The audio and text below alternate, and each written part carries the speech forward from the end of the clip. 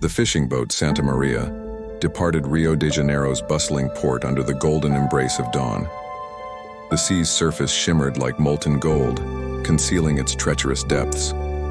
The 5 seasoned fishermen laughed nervously, their voices nearly drowned by the low growl of the motor. João, the grizzled captain, remained silent, his sharp eyes scanning the endless horizon.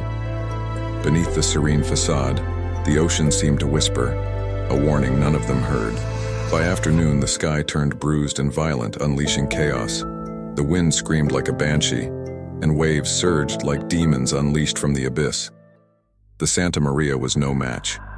João bellowed orders as the storm's fury intensified, his voice raw against nature's roar. A monstrous wave, towering like a watery executioner, slammed the vessel, flipping it like a toy. The last thing João heard was the despairing cries of his crew before the sea consumed them. João woke to a hellish sun blazing above, his skin cracked and salt-stained.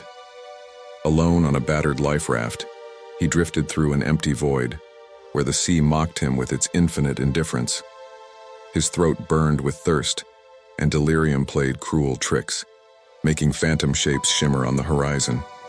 Hunger gnawed at him, and every passing shadow in the water felt like death, circling and waiting.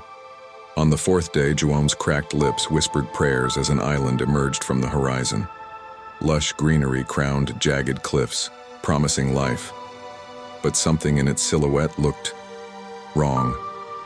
A sinister energy seemed to emanate from the place, though João dismissed it as fatigue. Driven by desperation, he paddled towards the shore. As his feet touched the sand, relief washed over him, mingled with an inexplicable dread. Exploring the island, João noticed the silence. Not a single bird sang.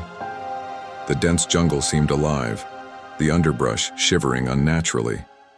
Soon he saw them. Snakes, their golden scales glinting like cursed treasure. At first, just a few slithered across his path, but as João ventured deeper, the ground writhed with an unholy carpet of venomous serpents. His stomach churned as realization dawned. This was Snake Island, the forbidden domain of death. Frantic, João turned to flee, but the snakes seemed to anticipate his every step.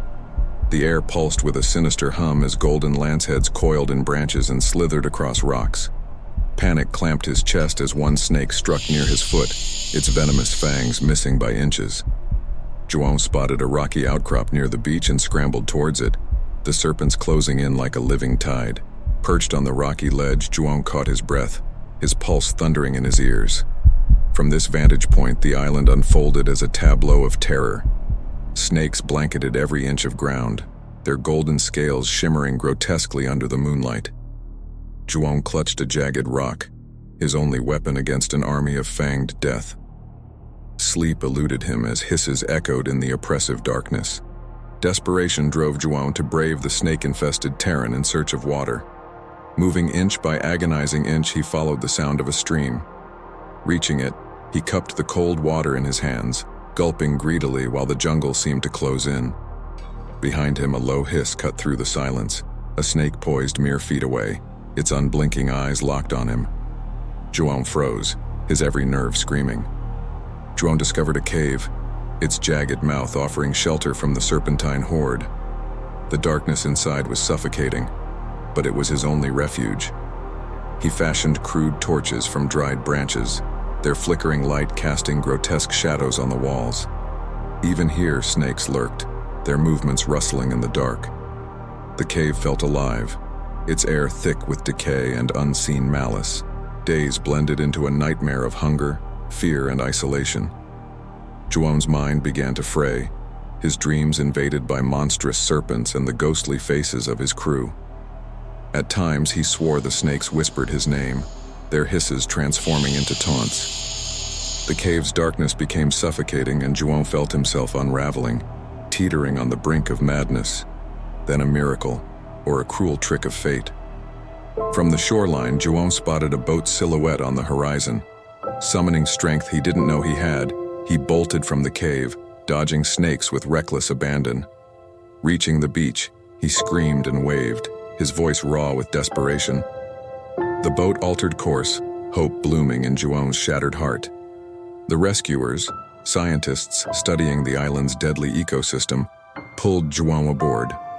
Their expressions shifted from curiosity to horror as he recounted his ordeal. As the boat drifted away, João gazed back at the cursed island, its snakes slithering on the shore, their golden bodies gleaming like the promise of death. Though he was free, the island's horrors were etched into his soul forever.